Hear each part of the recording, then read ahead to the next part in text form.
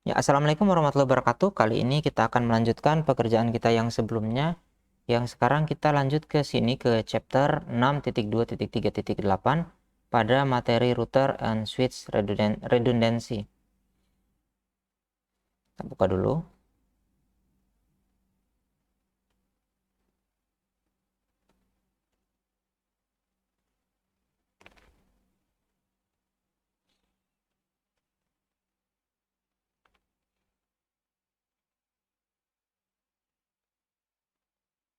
Ya, seperti biasa kita ketik dulu nama.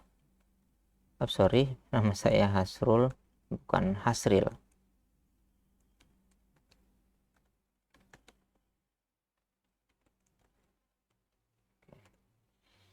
Selanjutnya ini saya buat doc.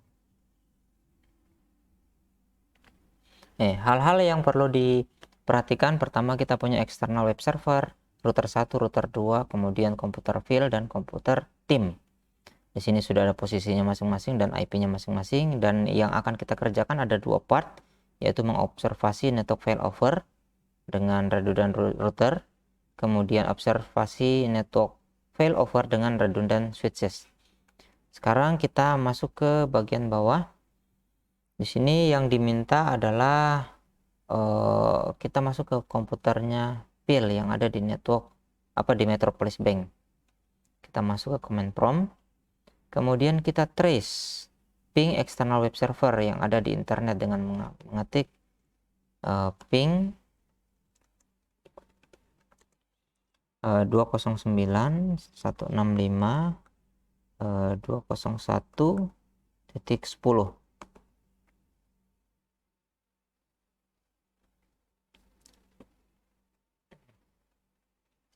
Ya, kondisinya di sini masih request timeout. Kita menunggu sampai bisa dapat reply. Sekarang ini sudah ada reply dengan waktu 65 milisecond dan request timeout lagi. Kita ping ulang. Nah, setelah di ping ini sudah akan lancar lah begitu. Berikutnya di sini karena sudah dapat, selanjutnya kita pilih atau kita mengetikkan tracer pada komputer pilih ini. Tracer 209.165.201.10. Enter. Oke, yang pertama tracer menuju ke 209.165.201.10 ini dia menuju ke router internal. Kemudian ini lagi router dan router. Jadi router ini router di dalam lingkungan kantor, kemudian ini lanjut ke router di atasnya dan seterusnya. Setiap IP address yang keluar dari tracer command atau perintah tracer tadi adalah network device atau perangkat jaringan yang dilewati. Apa IP address yang ada di traffic field laptop yang dilewati untuk mencapai ke web server. Jadi IP-nya yang tadi di sini tadi sudah dijelaskan. Yang ini pertama 10.4412, kemudian 10.4522 dan seterusnya sampai kepada alamat tujuan di 10.165.201.10. Kemudian the first address of the tracer output is the default gateway. Ya, exit point-nya. Jadi dari komputer PIL yang ini dia akan menuju ke sini. Jadi kemungkinan atau IP IP gateway yang ada punya PIL ini ada di sini di R1. Oke, kita lanjut. Kita bandingkan dengan tracer yang ada di di lab yang atas. Mari kita lihat yang bagian atas ini ada file komputernya, komputernya file, kemudian menuju ke sini. Ntar kita ambil dulu ininya, kita bandingkan. Yang pertama ke 4412 berarti melalui router 1, kemudian 4522 tidak ada di sini, berarti sudah di eksternal. Kemudian 209.165.201.10 ada di sini. Oke. Sekarang kita lanjut ke bagian berikutnya. Cause a network failover. Di Metropolis Bank, kita masih di Metropolis Bank. kita klik switchnya HQS1, ini dia. Selanjutnya kita ke CLI, kemudian kita disable port gigabit 02. Oke. Sekarang enable conf terminal, kemudian interface gig 02, kemudian shutdown. Shutdown ini perintah untuk mematikan atau mendisable interface yang sudah dipilih tadi. Sekarang kita lanjut ke sini. Di Metropolis Bank ini lagi tetap komputer field. Kita lanjut ke, kita ping lagi ke tempat yang sama. Nih, kita ping di sini. Ping. Ntar saya geser dulu. Sorry. Ping 209.165.201.10. Ini masih dapat reply. Tapi kita cek lagi, kita trace route ulang. Kita trace route kembali. Trace search 209.165.201.10. Oke, kita cek lagi.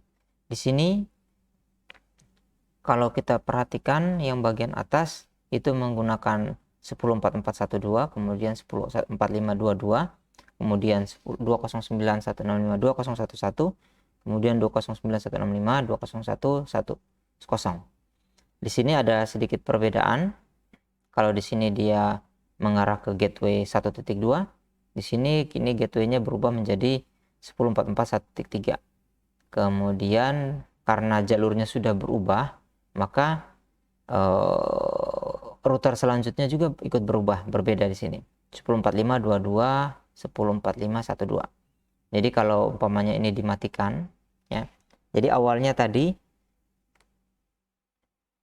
router ini dari PIL ini dia menuju ke sini, kemudian dilanjutkan menuju sini, router 1. Tetapi karena jalur sini sudah mati karena tadi barusan kita matikan, maka jalurnya berpindah ke sini. Sorry, saya ganti warna dulu. Jadi dia akan menuju ke sini dan lanjut ke jalur router yang ini. Kira-kira seperti itu jalurnya. Jadi namanya failover. Ya, kita lanjut ke perintah berikutnya. Its IP address, oke. What is IP address? Oke, sudah. Alamat IP yang pertama adalah alamat exit point-nya. Jadi exit point-nya sudah berganti. Selanjutnya di command prompt kita ketik which router is now operating the current default gateway. Oke, sekarang kita ikuti petunjuk yang ada di sini di komputernya Phil. Sorry. Sebentar.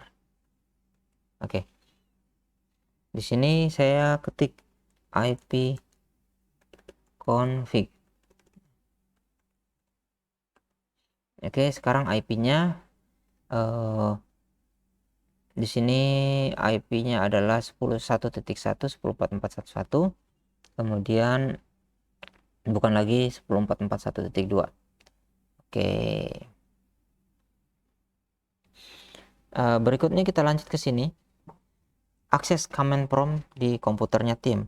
Komputernya tim itu ada di Gadam Healthcare Branch. Berarti bukan di sini, kita ke sini. Komputernya tim. Kita masuk ke desktop. Setelah itu di sini ping lagi ke external web server. Kita masuk ke sini dan kita ping ke spasi min T supaya dia prosesnya akan terus berjalan tanpa berhenti. 209.165.201.10. Nah, sekarang proses ping sedang berjalan dan akan terus berjalan. Di sini diminta untuk meminimize komputer tim. Jadi ini kita minimize saja. Setelah itu kita buat lagi sebuah failover. Jadi switch S3 yang ini kita akan masuk ke ini CLI-nya. Di sini kita masuk, kita ketik lagi enable configure terminal. Selanjutnya kita masuk ke interface-nya lagi. Interface gig 02. Setelah itu kita shutdown. Nah, setelah di shutdown, jalur yang tadi lewat ini di sini akan mati, sehingga satu-satunya pilihan adalah lewat jalur sini. Jalur yang awalnya tadi jalur di sini sudah mati, maka jalurnya bukan lagi ke atas sini, tetapi sudah pindah ke bawah sini. Oke. Sekarang kita lanjut ke sini, trace lagi. Kita masuk lagi ke komputernya tim.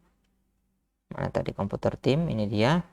Yang awalnya tadi reply sekarang berubah request timeout. Ini sebenarnya karena di sini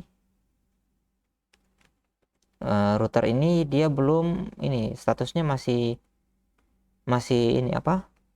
Belum aktif di sini. Saya tidak tahu kenapa belum aktif.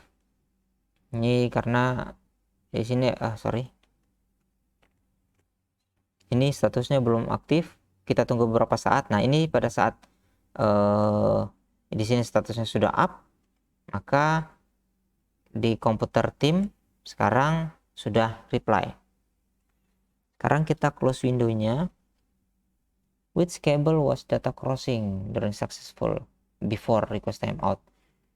Ya, jadi tadi karena proses sudah pengalihan dari switch S3 ini yang awal di atas ini sudah tidak connect lagi, maka menunggu informasi dari S2 apakah sudah aktif atau belum. Dan setelah sudah, maka jalurnya adalah seperti ini. Dari komputer tim menuju ke switch, tapi langsung dibelokkan ke sini, dan dari switch ini dia akan lanjut ke atas dan lanjut ke router dan menuju ke internet. Kira-kira seperti itu.